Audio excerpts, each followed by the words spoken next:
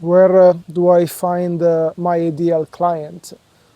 Where do I find it online? Or in which places do I need to go? Where does he hang around? How can I find it? How can I find more of my ideal client? Many times we we look for this ideal version of our client and we look for it outside of ourselves. We fill up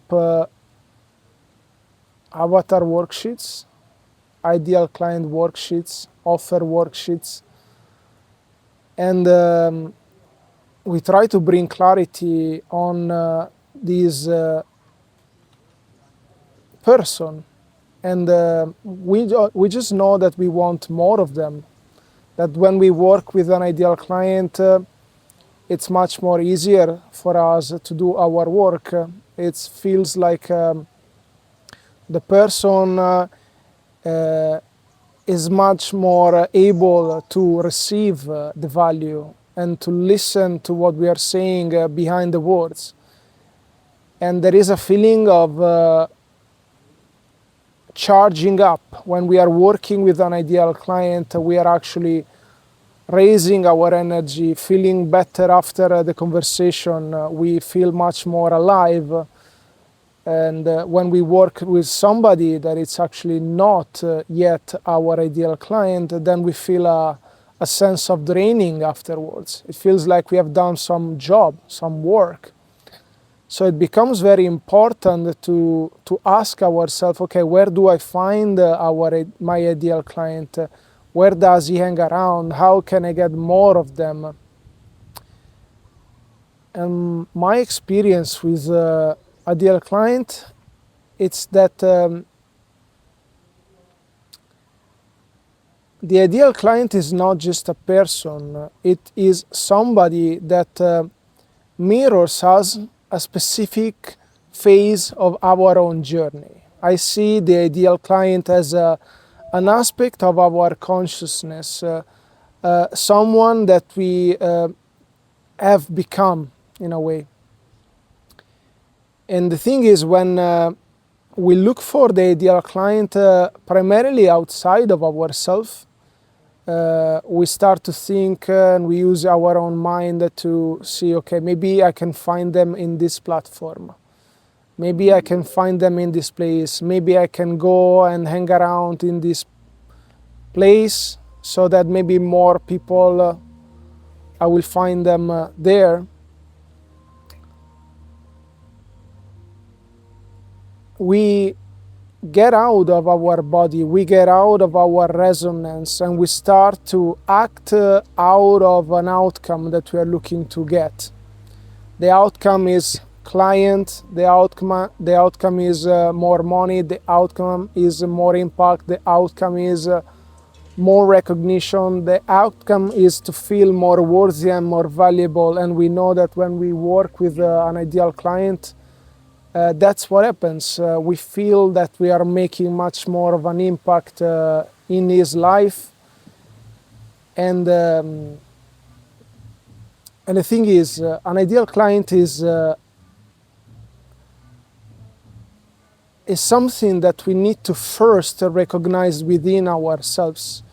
We need to get to a place of clarity when we recognize the specific embodiment, the specific energy, the specific frequency of the ideal client. If we do not start from that place, then we are looking for it outside.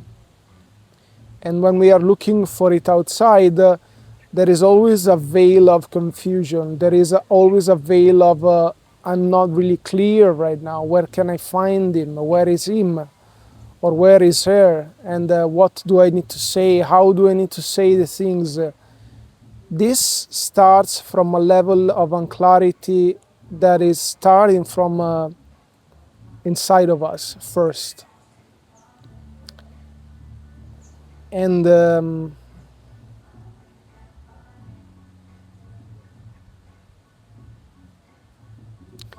And maybe when we recognize the ideal client inside of us, what happens is we start to see it outside more. We start to become available for our own ideal client, for them to meet us in the material world, and for us to actually see him or see her when we are not asking to the ideal client to give us stuff that it's actually recognition. It could be recognition, it could be feeling understood, it can be the feeling of self-worth or self-value. When we are able to find those qualities inside of us, then we stop to need them in the external world, and that's when our energy can become much more available and magnetizing and attractive naturally for the person. We naturally start to speak at a frequency, at a resonance that the person that it's more available for it, more open to receive it and understand it, can naturally resonate with it. So it stops become a quest of where do I find it, because it can always be around me, always, all the time, either when I'm at the airport, where I'm at the supermarket. It's not really about the place anymore. It's about the frequency that I have first recognized within myself, and that frequency does the work for me. It does the work in my content, it does the work in how I am expressing myself, it does the work in my sales, in my marketing, where marketing can become not just something that I have to do in order to make my business achieve the results that I want, but it becomes a natural extension of myself, of my life. Business stops to be something that it's separated and that it costs energy to do. It costs energy to put myself and create content or to be on a conversation or a call. That's because I am always trying to bridge a gap and trying to get something out of a conversation or out of a person or out of a client.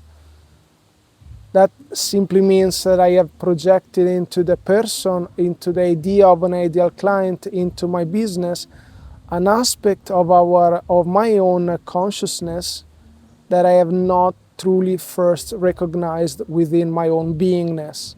That's why the marketing or the sales feels like I have to put effort on it. So this is just a reflection. What if the ideal client is not just somebody that we need to find out there, but it's actually an aspect of our own consciousness?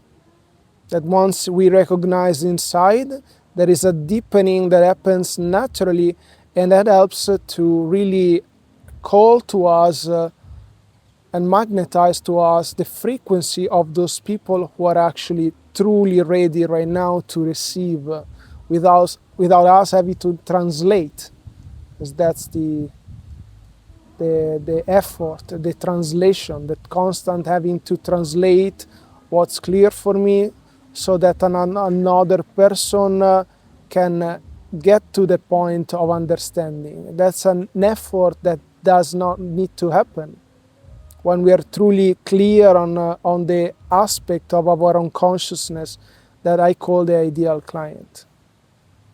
The translation does not need to happen anymore.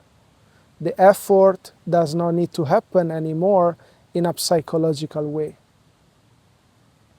Hope this helps.